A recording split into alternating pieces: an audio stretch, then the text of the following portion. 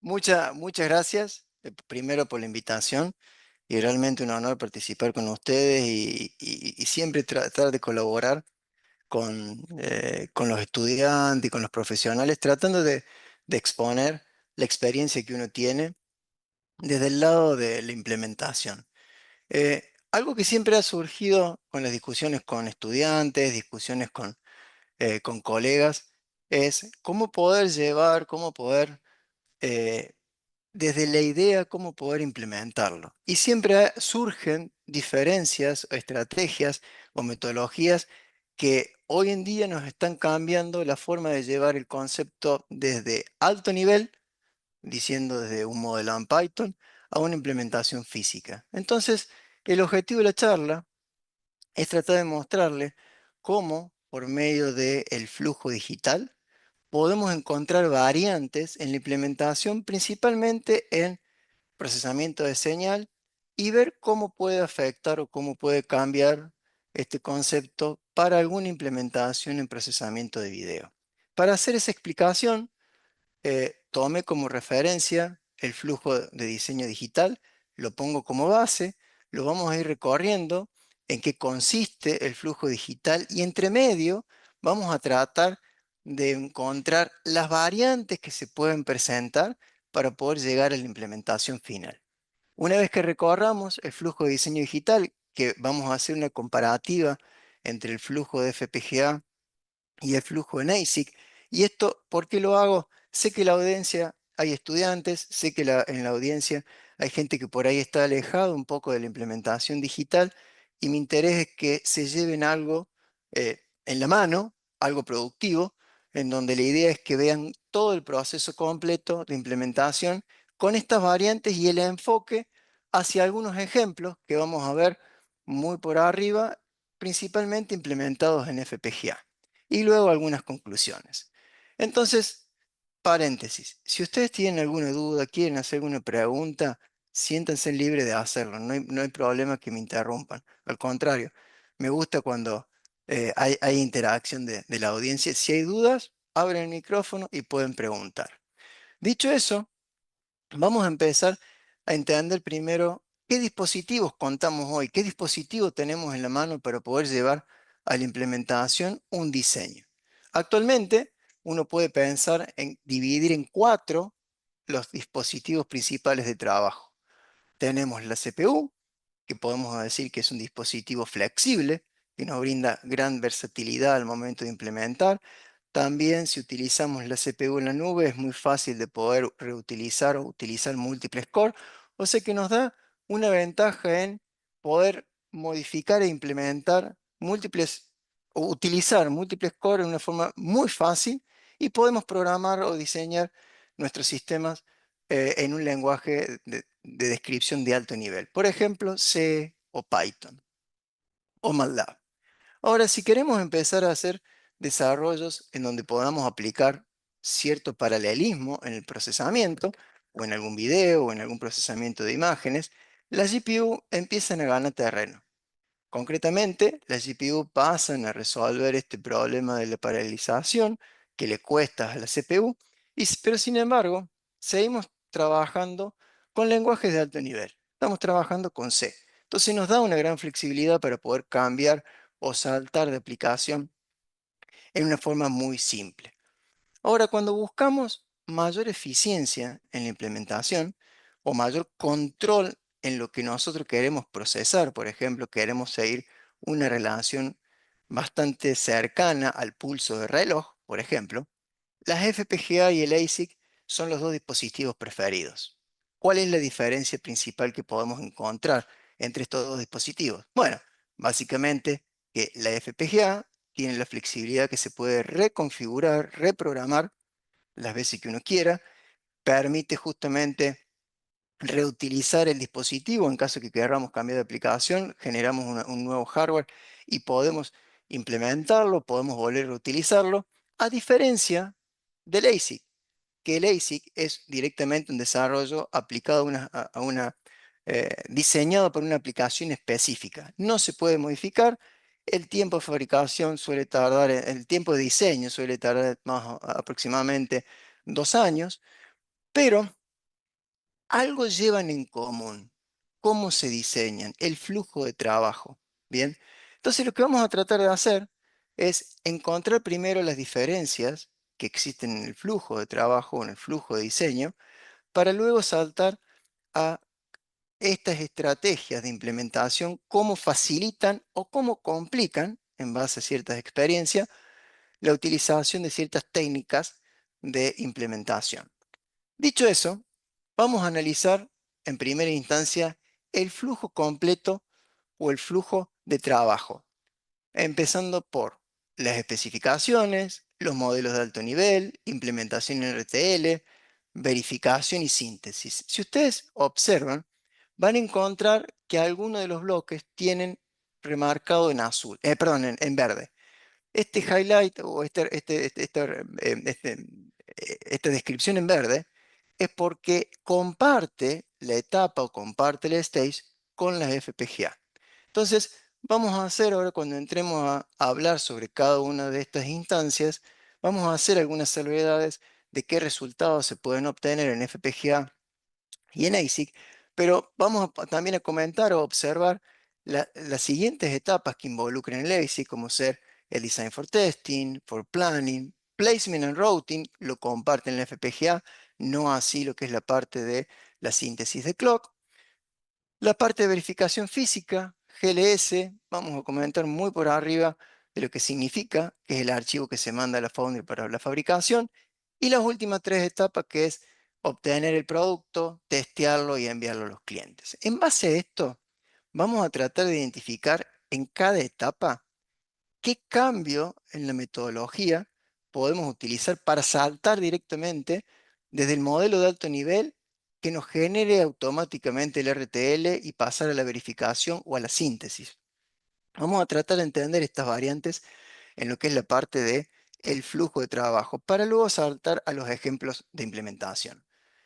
Antes de saltar concretamente a todo el análisis del flujo en sí de trabajo, cabe hacer una pequeña aclaración. Esta aclaración está relacionada con dónde vamos a estar parados en lo que es el stack de desarrollo de las FPGA.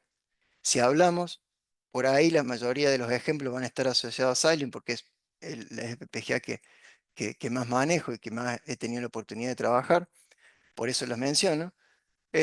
¿En dónde vamos a estar parados a nivel de análisis con todo este flujo que les acabo de mencionar? Vamos a estar principalmente focalizados en la última parte, en la última etapa perdón, en la base del diseño en FPGA, que sería implicando la herramienta Vivado, la cual nos permite generar la lógica programable dentro del FPGA. Después tenemos las aplicaciones, tenemos la parte de poder programar el microprocesador y vamos a ver también que tenemos BITIS para poder programar y diseñar aplicaciones en FPGA que van en clúster, que van en data center y utilizan el puerto PCI para poder comunicarse. En este caso vamos a ver una implementación relacionada a video sobre este nivel de trabajo, pero todo lo que vamos a hablar va a estar relacionado siempre sobre el desarrollo de hardware. Dicho eso, vamos a saltar con la primera parte, con el primer nivel del flujo de trabajo, que son las especificaciones. Cuando hablamos de especificaciones, lo que se hace principalmente cuando uno va a empezar a desarrollar el producto, ¿qué es? Bueno, bastante simple. Primero se agarra, se empiezan a tener los conceptos de diseño, principalmente qué arquitectura vamos a utilizar, cuáles son las interfaces, se empiezan a definir algunas restricciones de velocidad de trabajo, la potencia, el área, empiezan a aparecer definiciones de la latencia que va a tener el circuito. Hoy en día, con el tema de aplicaciones de inteligencia artificial, el cliente por lo general te pide que tu diseño principalmente tenga una baja latencia, justamente para poder hacer las aplicaciones en tiempo real. También se empiezan a analizar modelos matemáticos y funcionales. Y los primeros pasos que uno también empieza a tener o empieza a relacionar al nivel de arquitecturas y demás, es primero empieza a entender o empieza a interactuar con los potenciales clientes tratando de definir el producto En caso que tengas algún protocolo de comunicación o en caso que estés relacionado con una aplicación que tenga una referencia a una norma, es empezar a analizar cuáles son las restricciones de la norma o cuáles son las exigencias de la norma y luego incluir las ideas. Una vez que se tiene como base esto, que es el punto de partida de cualquier diseño digital, no solamente diseño digital, de cualquier diseño, que es empezar a entender qué se necesita implementar, empezamos a trabajar los modelos. El concepto de modelos funcionales está asociado a representar todos los algoritmos desde un punto de vista muy alto, de un nivel de abstracción muy alto. Esto implica que vamos a utilizar el concepto de punto flotante, donde tenemos máxima resolución, para entender el comportamiento. ¿Y qué lenguajes podemos utilizar o qué herramientas tenemos en la mano para poder empezar a trabajar con este modelado? Bueno, por ahí los más conocidos es Python y MATLAB. ¿Qué ventajas tienen trabajar con Python y MATLAB? Bueno, básicamente lo que tenemos de ventaja es que podemos realizar operaciones matriciales, operaciones vectoriales, de una forma muy simple para poder modelar los algoritmos y empezar a entender en forma rápida cómo es el ancho de banda, el comportamiento de mi señal, si realmente estoy cumpliendo con los requisitos de transmisión y empezamos a hacer una verificación a nivel funcional, mucho más rápida. Pero, ¿qué ocurre? Hay una pequeña desventaja que tienen estos algoritmos cuando empezamos a crecer en complejidad. Seguramente se preguntan, ok, ¿cuál es esa desventaja? la- los recursos que utiliza cualquier computadora al momento de poder correr un Python, un MATLAB. Si los comparamos la eficiencia de utilizar la PC con C o System C, vemos que es óptimo los sistemas compilados, perdón, los códigos compilados, como es C, para poder utilizar en forma eficiente nuestra PC. Ahora, ¿qué ocurre? Cuando tenemos modelos muy complejos a nivel de cantidad de algoritmos, es conveniente empezar a saltar a lenguaje en C o C++ para poder hacer ese modelado con la ventaja de poder correr regresiones, poder correrlo en clusters a estos modelos. Y aparece también otra estrategia que es System C. System C tiene una ventaja de poder utilizar el código que uno utiliza, perdón, que uno diseña, encapsularlo y poder migrarlo, si se quiere, a la parte de verificación. Como una caja, se lo instancia y tiene la ventaja de poder definir puertos y al mismo tiempo nos va a servir para modelar las instancias de eh, modelado en punto fijo. Y ya les voy a decir por qué. Entonces, en esta primera etapa de modelado, estamos viendo un nivel totalmente genérico, sin error, de cuantización, totalmente ideal. Una vez que modelamos nuestros conceptos, modelamos nuestros algoritmos a este nivel, el siguiente paso es empezar a tomar conciencia o realidad si realmente las operaciones aritméticas que queremos hacer tienen la resolución correcta, empezar a achicar la cantidad de bits en cada operación aritmética para poder reducir la complejidad de nuestros sistemas y empezar a evaluar cómo se degrada nuestro diseño en base a una mala cuantización. Es ahí donde entra este concepto de punto fijo y acá empezamos con las primeras discusiones o las primeras estrategias de cómo evitar hacer el RTL en algunos casos, o mejor dicho, cómo saltar a hacer RTL o qué ventajas tiene no saltar o moverse a otros lenguajes como C y System C. Por ejemplo, actualmente podemos encontrar a nivel de modelado de punto fijo librerías en Python y en MATLAB. ¿Esto qué tiene como ventaja? Bueno, hacen aún más potente el modelado. ¿Por qué? Porque nos permiten seguir trabajando con operaciones matriciales y utilizar al mismo tiempo librerías de cuantización. La desventaja que empieza a aparecer acá es que se hace cada vez más pesado la utilización o que se hace cada vez más difícil, ¿no? El correr algoritmos con gran complejidad. Algo que tiene interesante MATLAB, que sí he tenido no lo hice personalmente, pero sí los becarios y el grupo de trabajo que que he logrado interactuar es que con MATLAB han utilizado Simulink. Y en Simulink han logrado también poder modelar no solamente a nivel de sistema, alto nivel, que es la parte inicial, sino también incluir las características de cuantización. Bien, uno puede armar también sus propios bloques e incorporarlo en Simulink.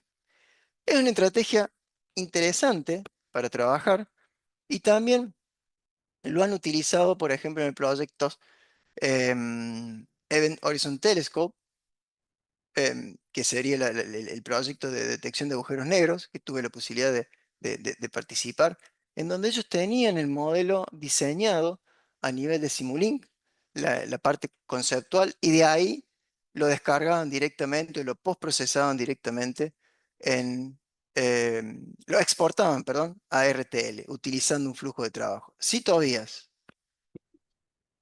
Disculpa, ¿cómo va, Ariel? ¿Cómo Muy estás? buena charla. Te quería preguntar, desde mi ignorancia, ¿de qué se trata el punto flotante y el punto fijo? Bien, Si rápido puedes. para explicarlo para la audiencia. El punto flotante consiste en tener una representación de signo, mantisa y exponente, en donde esa representación es lo que utilizan los compiladores. Vos podés tener de 32 bits, 64 o 128. Esa resolución te permite tener mayor precisión en tu representación numérica. Bien, eso se hace típicamente en los compiladores. Ahora, cuando vos tenés que pasarlo a una implementación física, utilizar 32 bits en cada operación aritmética es prácticamente imposible. ¿Por qué? Porque utilizas mucha área, necesitas la parte de codificación para separar en signo, mantisa y exponente. Es por eso que el concepto de punto fijo es concretamente el diseñador sabe en qué punto se encuentra la coma y utiliza la cantidad de bits necesarias para poder realizar las operaciones aritméticas.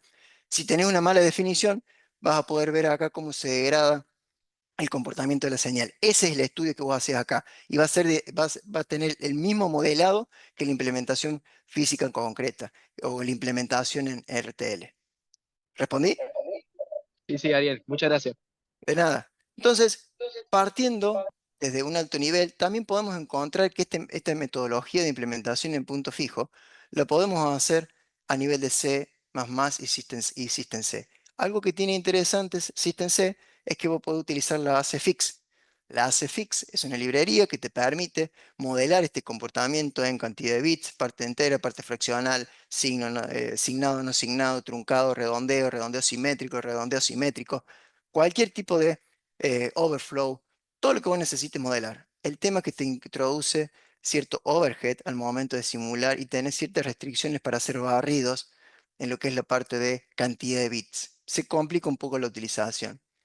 Y además, si querés modelar todo tu comportamiento de tu diseño físico, que lo modelas a nivel de punto físico, perdón, punto fijo, incluyendo registro, incluyendo paralelismo, modelar todo eso en C, uno lo tiene que hacer manualmente o si utiliza System C, ya tiene las librerías que le permiten caracterizar ese comportamiento de los registros, por ejemplo, o la cuantización o emular también las interfaces. Se diseña con interfaces. Entonces, empezamos a ver acá una cierta variante en opciones de cómo poder utilizar y cómo partir desde un modelado de alto nivel hacia alguna implementación RTL. ¿Por qué digo esto? Porque si utilizas HLS, utilizas System C y podés exportar y podés generar el RTL en forma automática, lo mismo podés hacer con MATLAB, desde Simulink o con alguna librería de MATLAB, y lo mismo podés hacer con Python. Entonces, desde cualquiera de los tres niveles, uno podría generar el RTL sin necesidad de diseñarlo. Hay algunas complicaciones que se presentan en esto, en donde hoy en día para aplicaciones simples se puede utilizar la síntesis de alto nivel, la generación automática de RTL. Para implementaciones de alto desempeño todavía no está muy puesto en funcionamiento. ¿Por qué?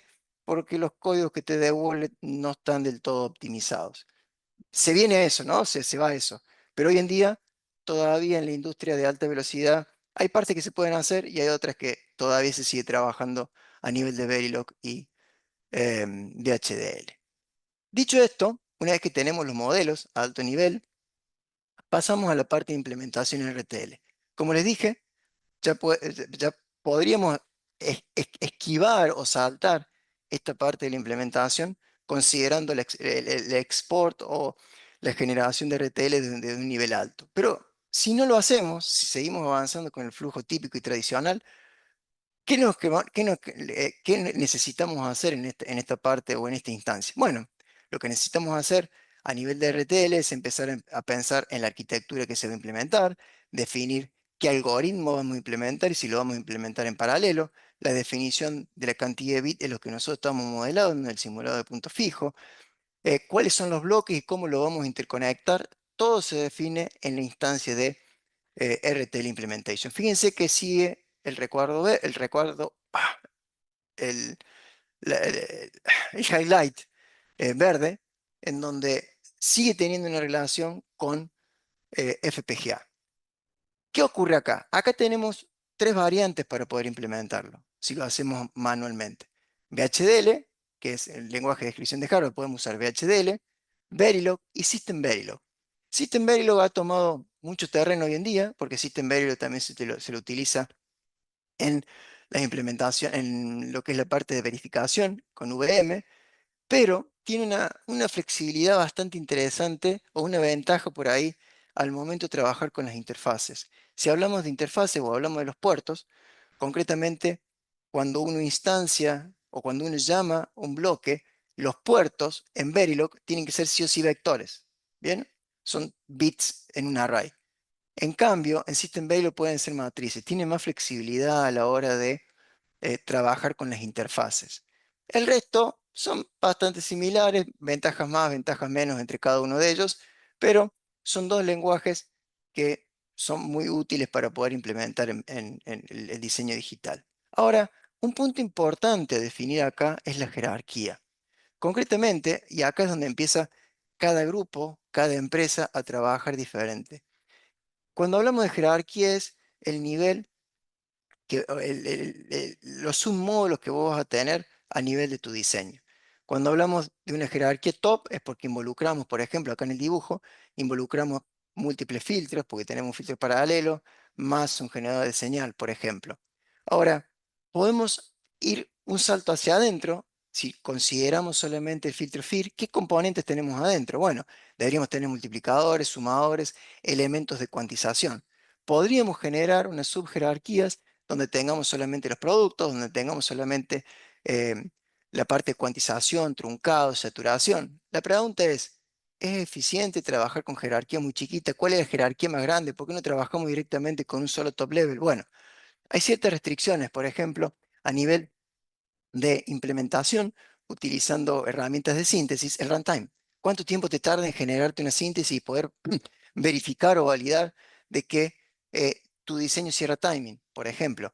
Bueno, en ASIC, trabajar con 3 millones o 4 millones de celdas es un tamaño aceptable en donde te puede tardar entre 5 y 6 horas una síntesis para poder obtener el resultado y poder, o tal vez más, dependiendo de la complejidad, en donde te permite iterar rápidamente al momento de hacer análisis. En un FPGA, por ahí los bloques son más pequeños y utilizar demasiada jerarquía también nos restringe en la optimización o restringe la herramienta en la optimización. ¿Por qué? Porque en definitiva, en muchas ocasiones vos necesitas utilizar una estrategia de flatten, de romper, de sacar las jerarquías. ¿Para qué?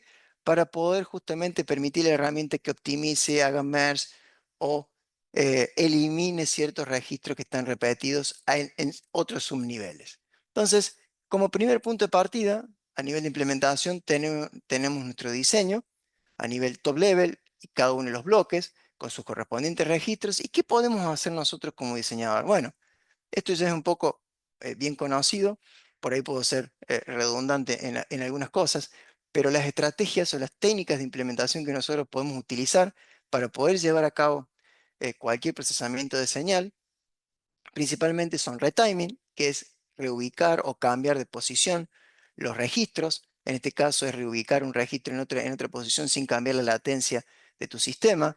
Hacer pipeline, que es agregar justamente un registro en una posición específica para cortar el camino crítico. Aplicar estrategias de folding, que es el plegado, que es justamente eh, doblar, si queremos decir de esa forma, a la mitad un filtro, reutilizando los coeficientes, entonces de esa forma podemos reducir complejidad a nivel de productos, o también utilizar LucaGear o técnicas de mirar hacia adelante que te permiten romper la complejidad de los lazos de realimentación, principalmente en aquellas técnicas como DFE, por ejemplo. Entonces, estas son algunas herramientas y estrategias que podemos utilizar para poder mejorar nuestra arquitectura. Que esto mismo se puede aplicar tanto en FPGA como en ASIC. ¿Cuál es la diferencia al momento de la implementación? ¿Cómo aplica las operaciones aritméticas? En un ASIC vamos a armar el árbol de suma, vamos a armar el árbol, vamos a armar los multiplicadores con celdas, ¿bien? En donde necesitamos analizar el árbol de suma, necesitamos analizar el tipo de producto, necesitamos analizar si utilizamos concepto de carry evader o de ripple carry, depende del sumador. En cambio, en un FPGA, lo que va a hacer directamente la herramienta es seleccionarte DCP o lookup tables o memorias. Esa es una de las diferencias principales que empezamos a encontrar en la implementación RTL. Y acá está otro de las estrategias o metodologías que permite, por ejemplo, con HLS, escribir o llamar directamente los IP cores que vos tengas en la FPGA y utilizarlo directamente sobre la implementación sin necesidad de vos ponerte a diseñar en RTL. Entonces ahí empiezan a cambiar algunas metodologías de trabajo al momento de llevar a la implementación. Igualmente también tenemos la estrategia de llamar IP cores. Uno puede ir colocando IP cores. En este caso, no solamente podemos llamar IP core como SPI, I cuadrado C, UART, memorias, sino también instanciar microprocesadores. En lo que es la parte de procesamiento de señales, concretamente, podemos utilizar microprocesadores en FPGA, si queremos, ya sean embebidos o ya que vienen incluidos en System on Chip, o en los ASIC utilizamos microprocesadores ¿para qué? Bueno, uno tiene que configurar, debuguear, controlar todas las operaciones o todos los algoritmos que tengamos dentro del DCP. Entonces, hoy en día se utilizan microprocesadores para poder hacer ese control y también hacer cierto procesamiento de señal dentro del micro, obviamente a baja velocidad, no comparado con lo que uno puede procesar en alta velocidad en lo que es la parte del DCP. Pero algo importante a definir es la estrategia de interconexión o los protocolos de interconexión que uno puede utilizar.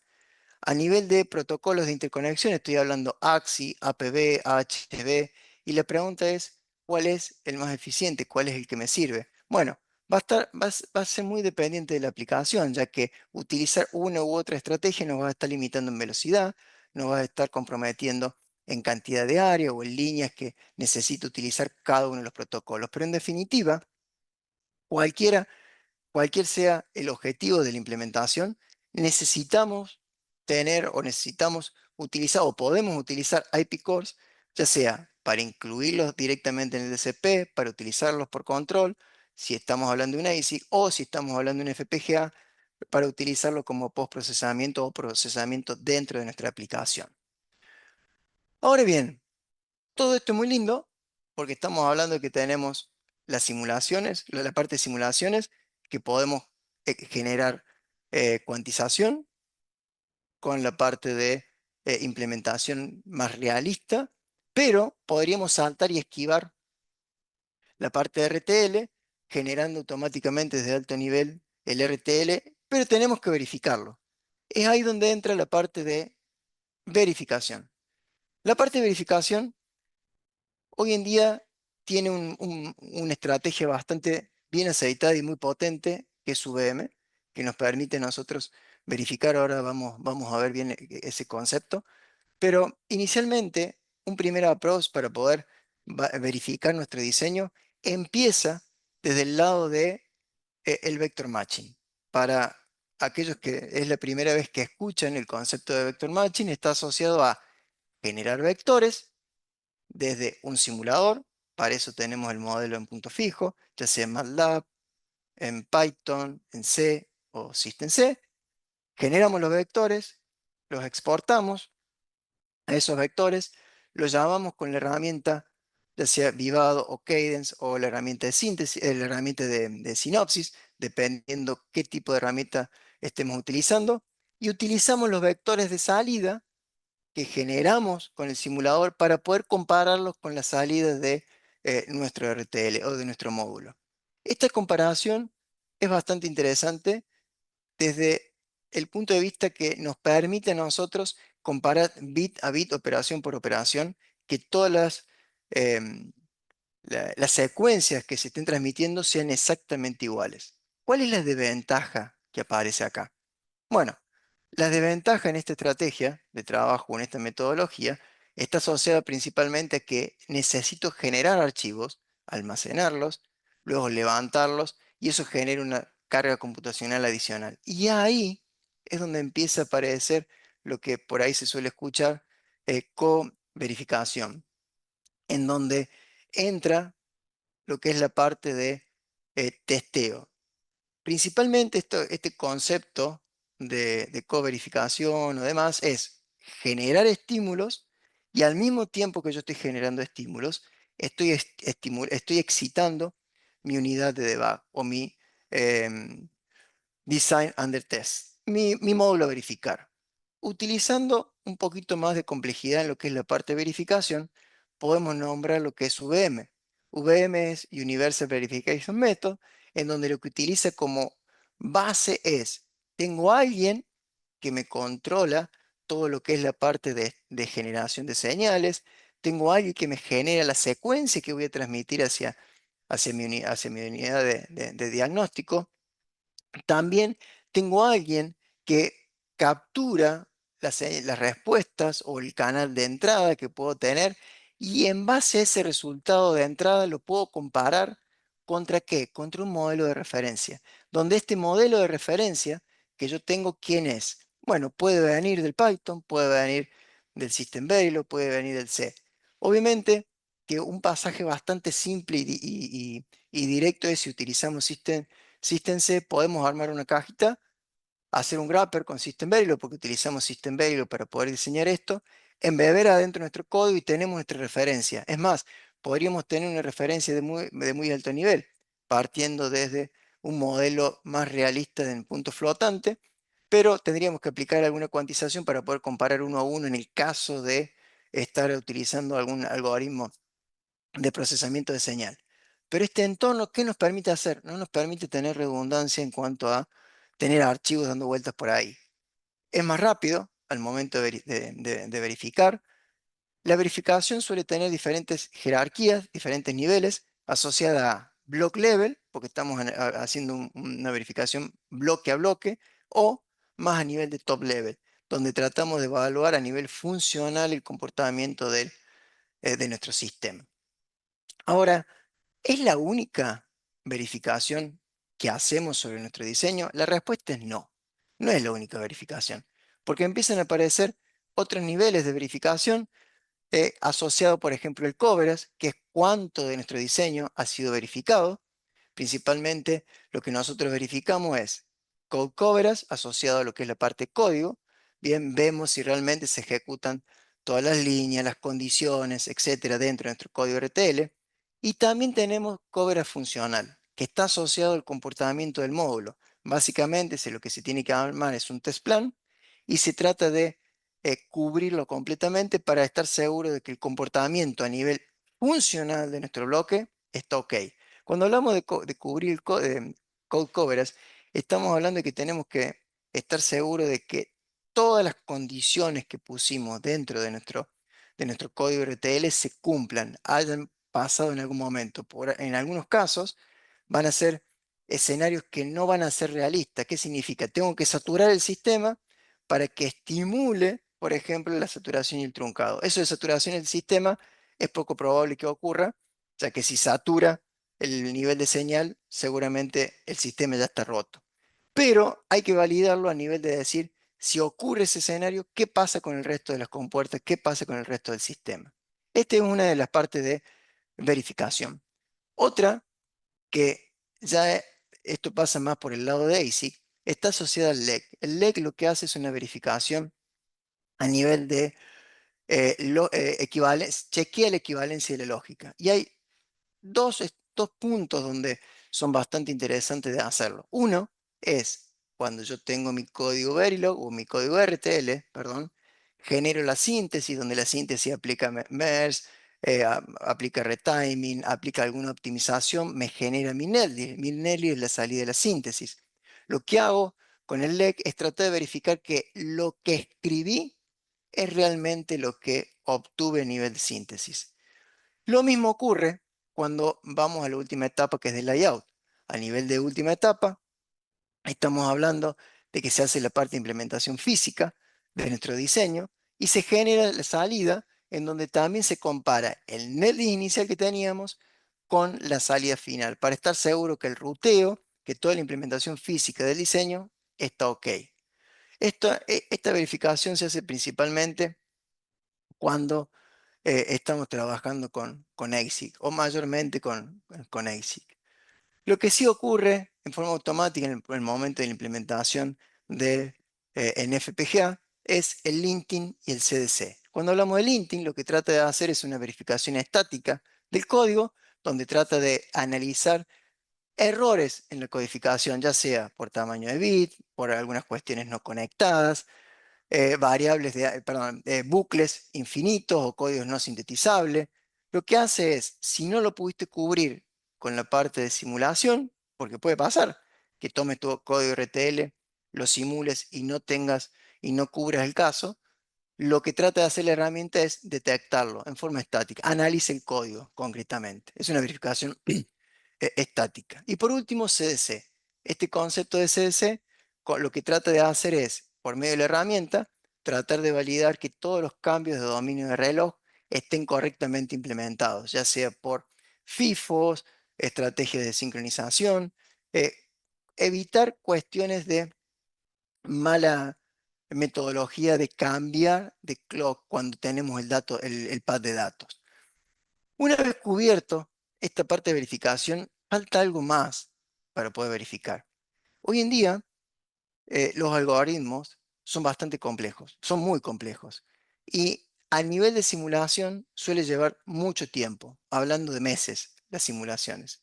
Entonces, ¿qué otra estrategia podríamos utilizar para poder verificar que nuestro algoritmo se va a comportar o va a funcionar correctamente en largo plazo? Cuando digo largo plazo es que esté continuamente corriendo por bastante tiempo y ver que se estabilicen los algoritmos, que no haya ninguna deriva, por ejemplo, o que los relojes estén estables. ¿Cómo podemos simular? ¿Cómo podemos modelar? Bueno, ahí entra como una primera etapa la parte de prototipado o emulación. Hoy en día, las empresas como Xilinx, no, perdón, Xilinx no, Synopsys, eh, Siemens tienen plataformas, por ejemplo, Veloce me parece que es de Siemens, si mal no recuerdo, son plataformas que te permiten prototipar tus modelos. ¿Qué significa? Agarras tu chip, le pasas el código RTL y automáticamente el flujo que tienen ellos te implementa en el FPGA tu diseño. ¿Y qué te permite eso? Bueno, te permite incorporar todo lo que es la parte del modelado de firmware para poder configurarlo, validar la configuración, validar funcionalidad. Obviamente que no llega a la misma frecuencia de trabajo que uno esperaría, estaría en una frecuencia de trabajo más baja, pero puedes validar que el comportamiento de tus algoritmos es correcto. La única contra que tiene es que es un poco caro, ¿bien? Esa es la realidad. Pero hoy en día en el mercado también hay flexibilidad para poder utilizar otros tipos de FPGA para hacer prototipado, como por ejemplo la RFSOC, la Kintex 7. Son plataformas que te dan una flexibilidad bastante interesante, ya que incorporan conversores analógicos digitales. En este caso, la RFSOC, dependiendo del modelo, te pueden trabajar a 10 gigabit, perdón, 10 GHz los DAC y 5 GB los ADC, en donde te brindan una plataforma para poder empezar a entender que el comportamiento de tu algoritmo sea adecuado. Obviamente que acá uno no puede validar un chip, sí lo puede validar en un entorno mucho más complejo, pero en una placa de esta uno puede validar algoritmos más atomizados. Cuando digo algoritmos más atomizados estoy hablando de ecualización, em, pueden validar time recovery, puedes validar fine carrier recovery, algoritmos típicos de comunicaciones. en forma independiente, generando los estímulos propios alrededor. Entonces, fíjense cómo dentro de la misma parte de verificación o del flujo de verificación, empiezan a meterse estos conceptos de prototipado con la finalidad de poder verificar que tu algoritmo está funcionalmente correcto y poder analizar que todo el comportamiento es adecuado. Hasta ahora, hasta este punto, que ahora saltamos a síntesis, seguimos en la misma cadena o en la misma comparativa con ciertas diferencias, como mencionamos, entre utilizar el flujo para perdón, para FPGA como para ASIC. El siguiente paso es la síntesis. El concepto básico de síntesis está relacionado a poder extraer, perdón, genera desde un alto nivel, desde el RTL, exporta, ay, estoy cruzado hoy, discúlpenme, estoy un poco cansado por el día. Genera la conversión desde el código RTL a compuertas lógicas, lo traduce y lo interconecta. Tenemos nuestro primer ensamble, nuestro primer netlist, en donde tenemos las primeras interconexiones, pero sabemos qué es lo que elige. Y esta etapa está basada principalmente en utilizar los constraints que podemos definir cuestiones de tiempo, cuestiones físicas, y al mismo tiempo se definen en los constraints las cuestiones de máximo fan-out, máxima potencia, área, pines y demás.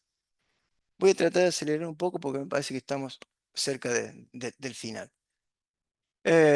También en esta instancia, a nivel de síntesis, utilizamos lo que se denomina la parte de Static Timing Analysis, que lo que se trata de hacer es analizar el timing de la señal, en donde podemos entender si cierra o no cierra timing, porque el análisis se hace entre la propagación de la señal de entrada del registro, registro y registro salida.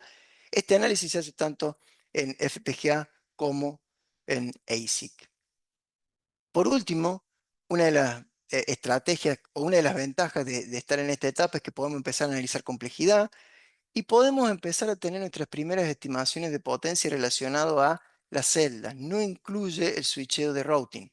Bien, hay una diferencia que hay que entender que la síntesis te instancia o te llama celdas. En el caso de FPGA, te llama componentes como lookup tables, DSP y demás, pero no sabes cómo van a estar interconectados, no tenés el tiempo de propagación de la señal entre componentes, pero podés empezar a hacer algunos análisis de potencia relacionados a las celdas para tener una proyección de cuánto puede ser el consumo de tu sistema. A esta altura, lo que ya cubrimos la primera etapa del flujo. Ahora voy a pasar bastante más rápido los siguientes ítems porque están muy asociados a la implementación física para después pasar a los ejemplos, que es donde quiero tratar de mostrarles estos comentarios que dije de saltar de MATLAB al RTL o saltar directamente desde Python o desde System.C utilizando HLS o utilizando la estrategia tradicional para comentarles cuál fue el conflicto o los problemas que encontramos al momento de implementarlo. Entonces, en las siguientes etapas lo que tenemos es Design for Testing, que es la inserción de lógica para poder validar el silicio a nivel físico, en donde lo que una de las estrategias es el scan chain para interconectar todos los registros y saber que cuando te llegue el silicio está ok. El JTAG para poder validar las interfaces, en este caso, y también MBIS para poder validar memorias. Si hablamos de la última etapa, for planning, placement and routing, el concepto es bastante simple. Con el for planning, típicamente no se hace tanto en FPGA. En algún momento me tocó hacerlo, pero por una cuestión de restricción de área, no tanto así para un ASIC. En ASIC definís dónde van a estar ubicados cada uno de los bloques, vas a definir dónde están localizados cada uno de los pines y cómo van a estar interconectados a nivel de tensión. En el placement, incorporas o agregas todas las celdas dentro de las áreas definidas y en el routing las interconectas. En este punto ya empezás a tener el timing correcto. Empezás a tener la capacidad de poder estimar potencia a nivel de switching a consecuencia de las líneas de interconexión. Esto lo voy a pasar por alto porque tengo una presentación que ya he usado antes en otra charla. A nivel de verificación de la etapa final o physical verification es lo que se denomina sign-off, en donde se hacen los últimos análisis, últimas verificaciones antes de mandar a fabricar el chip. Estos últimos análisis es Design Rule Check, que lo que hace es trata de analizar que se cumplan con las especificaciones físicas para la manufactura. LBS o Layout versus Schematic verifica la parte lógica con la conectividad. Y por último, LBC, que lo que sería Layout versus Circuit, lo que hace es que analiza la equivalencia eléctrica y los parásitos. Concretamente, una vez que se pasan todas estas reglas, uno puede generar el archivo GDS, que es el que se manda a la Foundry para fabricar, y el archivo que tiene adentro, bueno, tiene incluidas las capas de metales, tiene incluidas las celdas, coordenadas para poder identificar dónde van a estar localizados cada componente, las jerarquías del diseño y las diferentes etiquetas. Cuando se manda, se fabrica, te llega y viene la etapa de testing. En el testing en laboratorio lo que vas a validar es que realmente el comportamiento ya sea de tu diseño, hablando de FPGA si genera el bitstream, hablando del chip si te llega el chip, vas a validar que el comportamiento a nivel funcional sea correcto y se despacha al cliente. Este sería el flujo básicamente básico que uno puede tener a nivel de implementación. Me focalicé, como vieron, más en lo que es la parte de implementación en la etapa digital y pasé más rápido a la implementación física. ¿Por qué hice eso? Porque ahora el objetivo es decir, ok, con todos estos pasos o todas estas etapas del diseño, ¿cómo puedo llevarlo al prototipado? ¿Qué dificultades encontré o qué estrategia utilicé para poder implementarlo en este caso? Los ejemplos que voy a mostrar van a ser en FPGA. Vamos a un ejemplo bien simple, muy simple y que lo hemos utilizado siempre de referencia. Prototipado en una FPGA muy chica. ¿Qué es lo que tratamos de hacer acá? Emular un sistema de comunicación muy simple, transmisión al receptor. Ahora, ¿cuál fue la metodología que seguimos? Trabajamos con Python, modelamos a alto nivel el punto flotante, hicimos lo mismo con punto fijo, de ahí sacamos los vectores, hicimos RTL y utilizamos el Verilog para poder modelarlo. Y utilizando algunas estrategias extras de IP Core extras como Lila para poder hacer un debug interno del FPGA. Muy simple, nada raro, nada fuera de lo común, pero muy práctico. Si son estudiantes, este tipo de metodología es bastante útil para ustedes para poder empezar a eh, familiarizarse con lo que es el procesamiento de señal. Ahora, si nos movemos a algo un poco más complejo, lo poco más complejo es, este es el trabajo que hicimos con algunos colegas que participamos en lo que fue el Event Horizon Telescope, que es la detección de agujeros negros.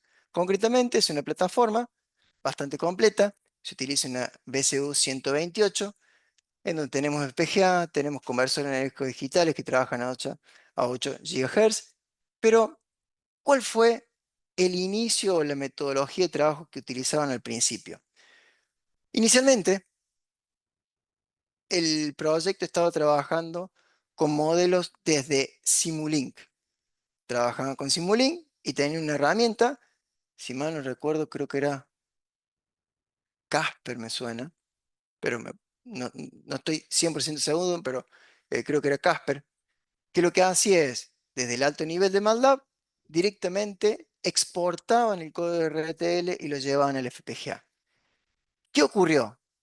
el, el código que generaba no era lo suficientemente eficiente para poder tener una implementación adecuada dentro del FPGA. Sí para el modelado, era muy simple para ellos utilizar MATLAB para poder modelarlo utilizando Simulink, pero al momento de llevar o exportarlo directamente al RTL del FPGA, no fue la mejor estrategia. Entonces, ¿qué hicimos? Cambiamos un poco la estrategia. Agarramos, en vez de utilizar Simulink, utilizamos Python, modelamos el entorno, aplicamos punto fijo, y en este caso se trató de hacer, no se hizo un vector matching 1-1. ¿Por qué no se hizo un vector matching 1-1? Bueno, porque la complejidad que teníamos para armar los modelos, estábamos haciendo transformadas de Fourier, estábamos haciendo filtro polifásico en la implementación Concretamente lo que necesitábamos hacer acá era interferometría, entonces dividíamos nuestros filtros en pequeñas bandas y procesábamos ciertos canales por separado. Y lo que se hizo fue un modelo tentativo cercano a lo que queríamos tener a nivel de cuantización, pero la verificación más gruesa se hizo directamente en el laboratorio.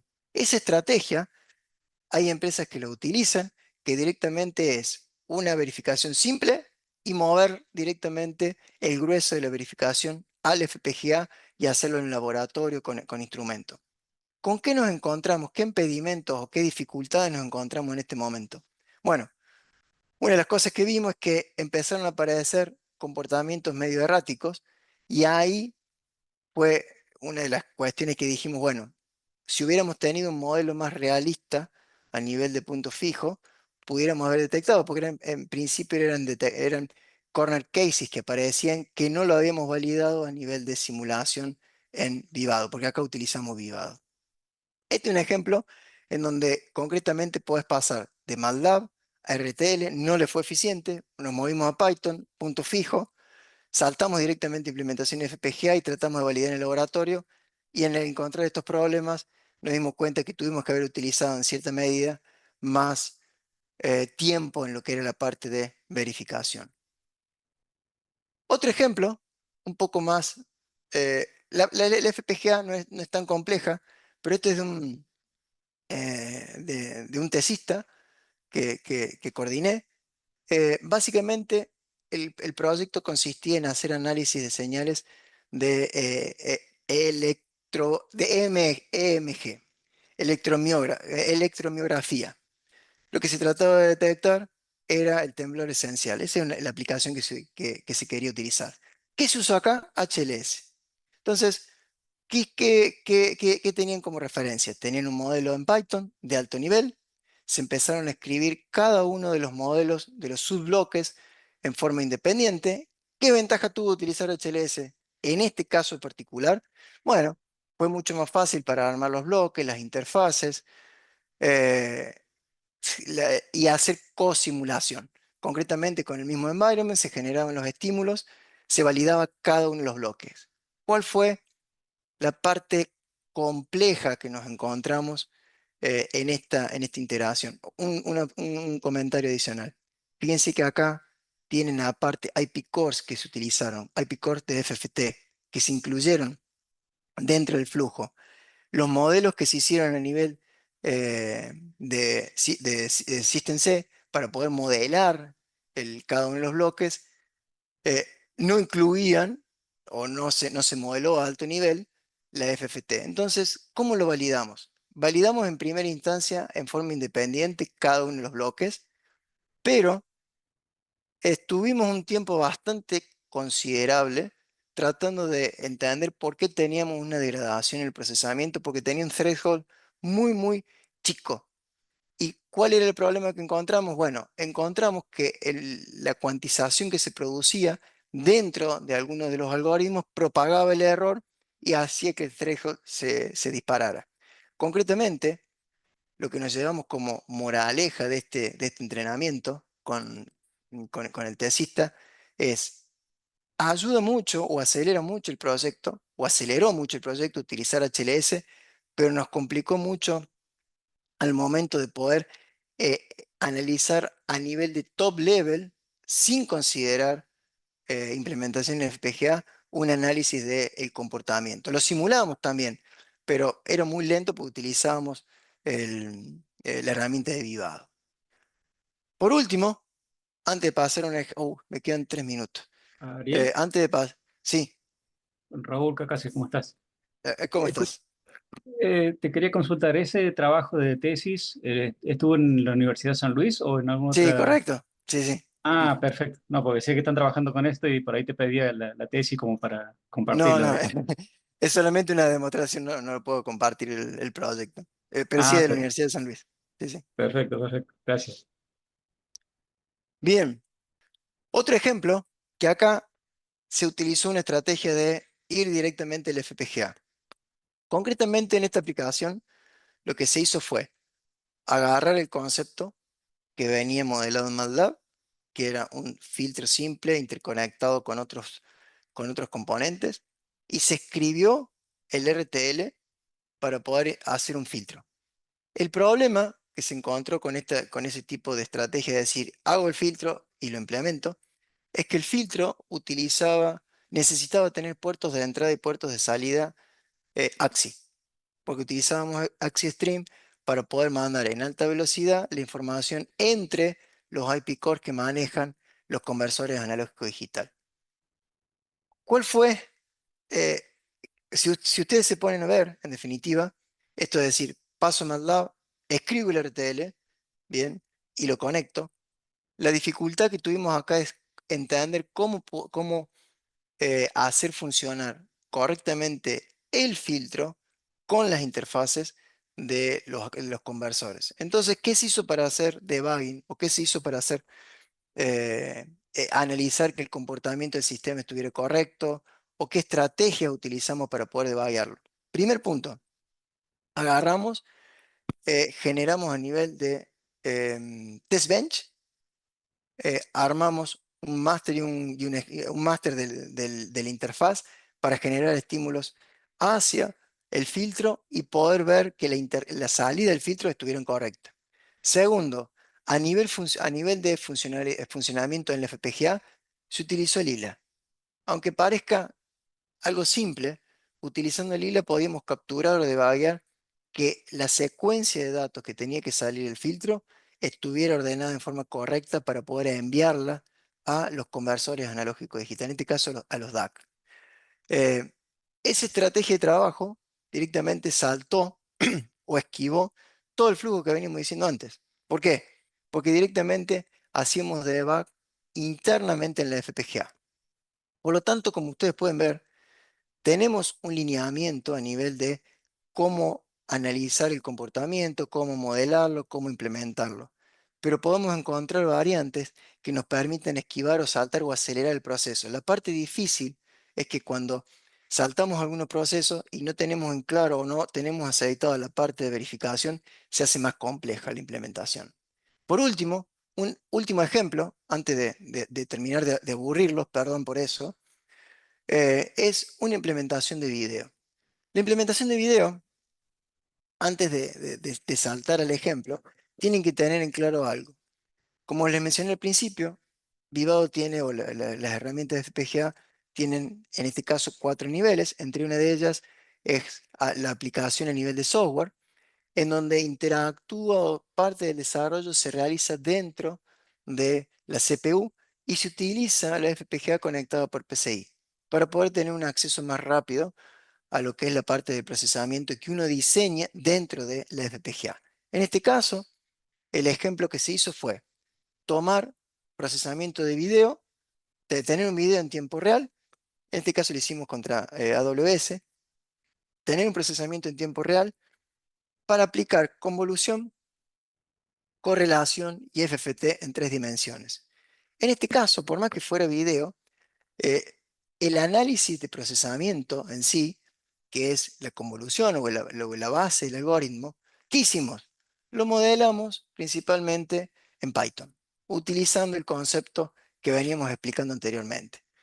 No utilizamos C, ¿por qué? Bueno, por una cuestión de que solamente nos focalizamos en el algoritmo, ya que podíamos aislar, en este caso, el algoritmo en sí. ¿Por qué? Porque teníamos interfaces de entrada por medio de FIFOs.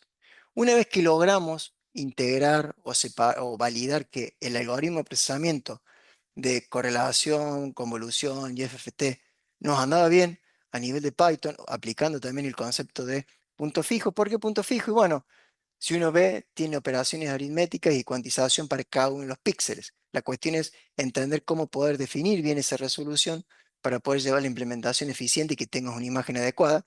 Los otros problemas que se encontraron fue a nivel Ariel, de... Ariel, perdón la Sí, interrupción. Justo que estabas hablando un poco de eso. Acá tengo una pregunta de Ricardo Maldonado, que no sé si él sí, puede dime. habilitar. ¿Cómo? Dale, decime, decime. Si él, no sé si él puede habilitar su micrófono y la quiere hacer, si no la puedo leer yo, no tengo problema.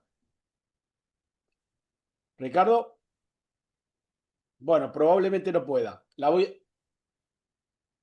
no tiene micrófono, la voy a leer entonces. Dice, bueno, hola Ariel, cuando hablas de cambiar de punto flotante a punto fijo en el modelado, Ujú, entiendo que estás haciendo un cambio muy profundo a nivel de hard. ujú. Eso significa que se modifica el hardware que implementan las operaciones suma y producto, especialmente en el caso del DSP. Esto es así. Entonces, ¿el software de simulación tiene en cuenta este cambio del hardware? ¿Todo esto es Bien, transparente?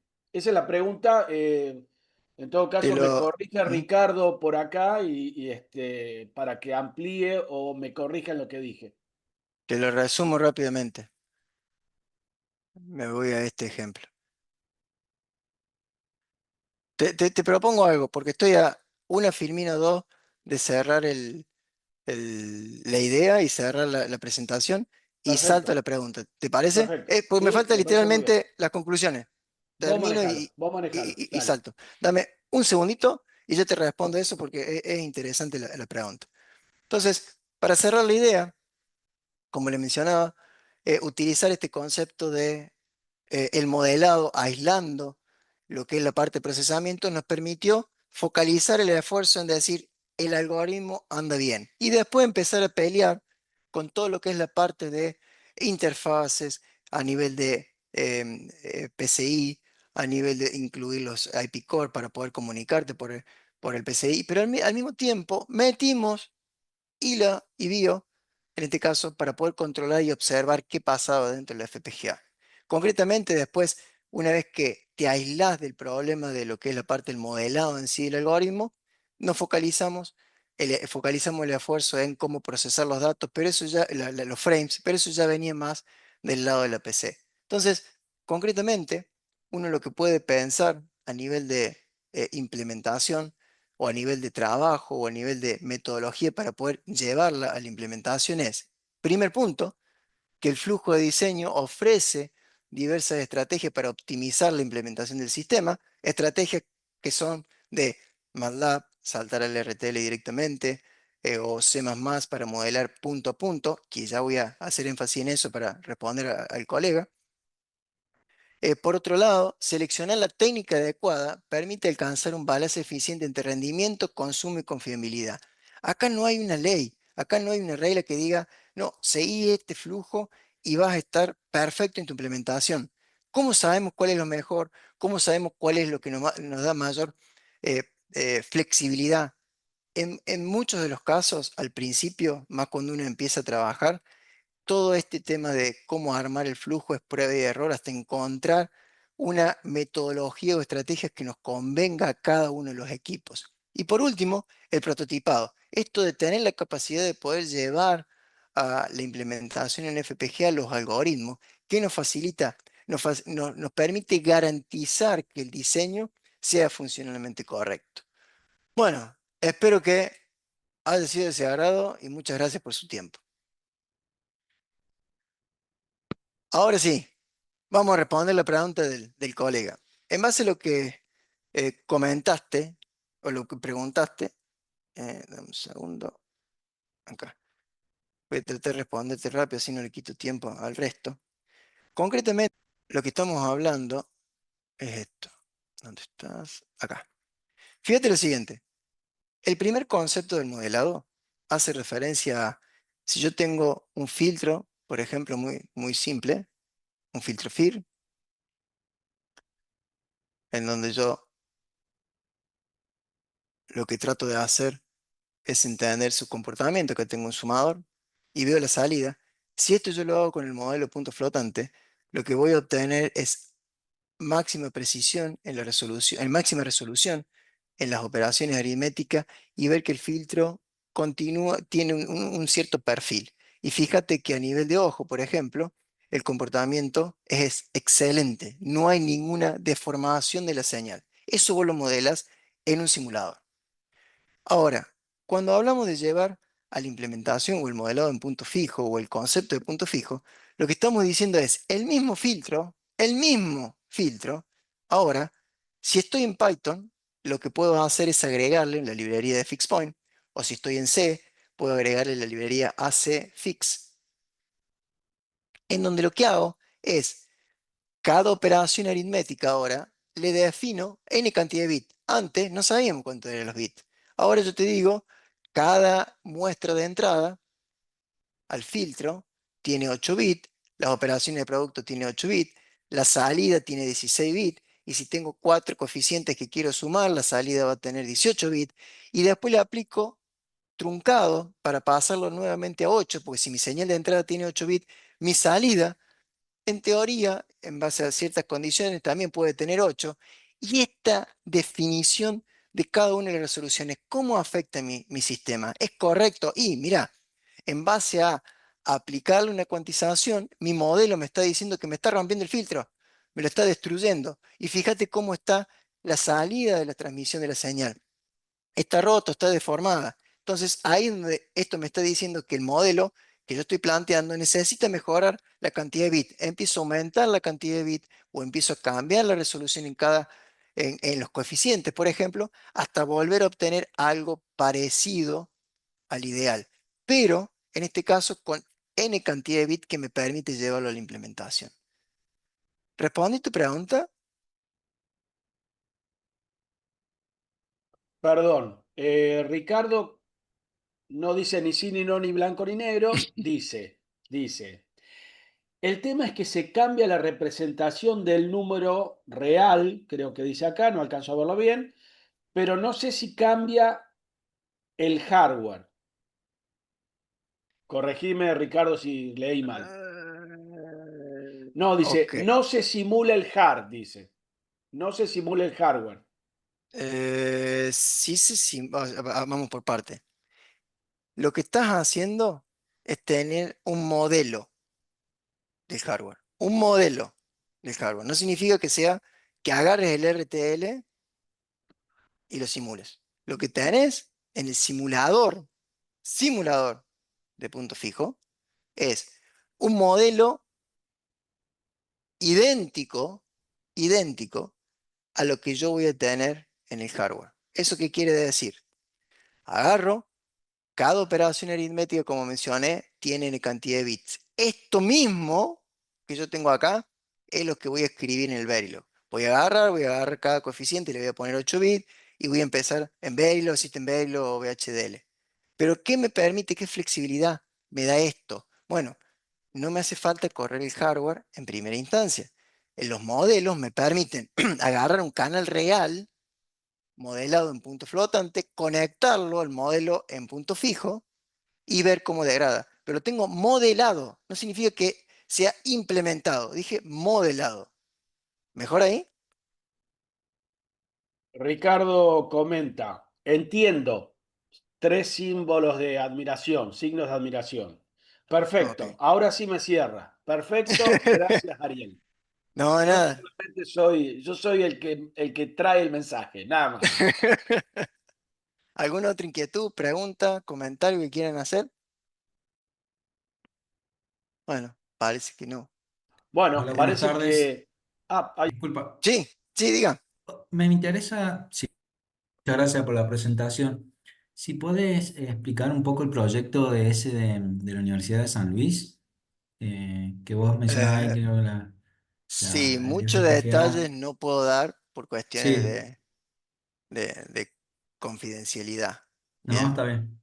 pero concretamente es la tesis de Paul Romero, un estudiante de ahí, que en definitiva lo que tratan de hacer es detectar el temblor esencial.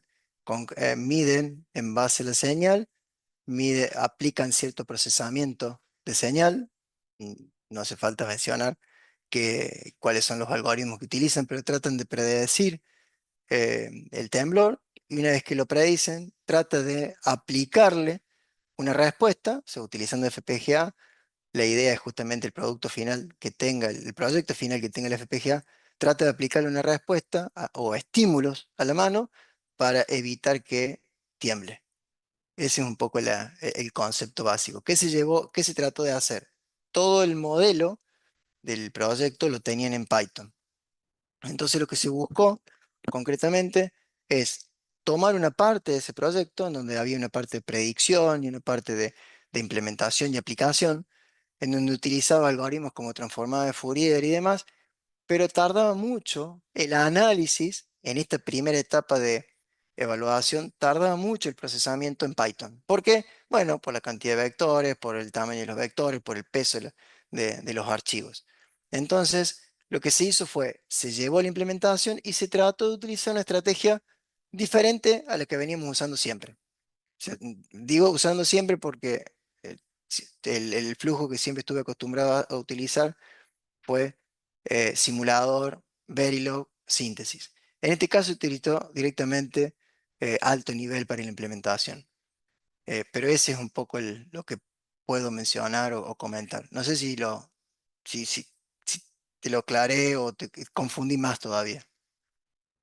No, excelente, Ariel. Muchas ¿Alguna otra gracias. inquietud? No, de nada. ¿Alguna otra inquietud? ¿Pregunta? No, pregunta ninguna, pero quería agradecerle por la exposición, por la charla, la verdad que estuvo muy interesante y bueno, Gracias. increíble las cosas que se puede hacer con FPGA, ¿no? Ah, es un mundo. Realmente tienen en la mano, tienen la posibilidad hoy los estudiantes de poder participar en hacer cualquier tipo de desarrollo. Hablar de trabajar con FPGA como el Arctic 7, que es algo chiquito, les da la ventaja de empezar a manipular, de empezar a tener el primer contacto con estos dispositivos y a hacer circuitos básicos. Hoy en día son muy accesibles que cuando empecé a estudiar yo no había, no estaba esa flexibilidad, pero le da al estudiante una visión práctica de los algoritmos, que esa es la parte difícil, cómo poder materializar lo que vos ves en la universidad, cómo llevarlo a la implementación. Ahí es donde está la parte linda de todo esto.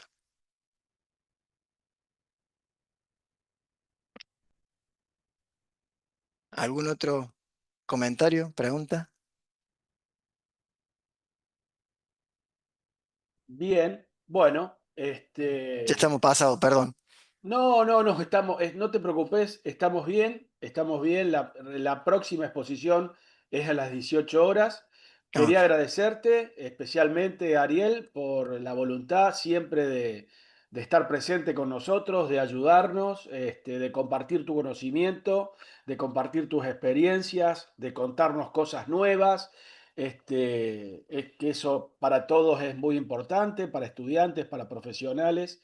En general también, reafirmando un poco lo que comentabas recién al final ante una de las preguntas, no sé si fue Lucio o Gastón, no lo recuerdo en este momento, nosotros aún, y lo charlábamos antes con vos, Ariel, aún haber empezado con el nombre de Congreso de Microcontroladores, también abrimos, digamos, la posibilidad que existan charlas y trabajos que tienen que ver no solamente en este caso con la electrónica digital plasmada a través de FPGA o dispositivos lógicos programables, sino también todo aquello que tiene que ver con nuestra métier, con nuestra forma de vida, con nuestro trabajo, con la electrónica, que involucra hoy y probablemente mañana será otra cosa, pero hoy la inteligencia artificial, la programación fuertemente, que antes un poco no existía, en mi época más que en la tuya, digamos, ¿sí?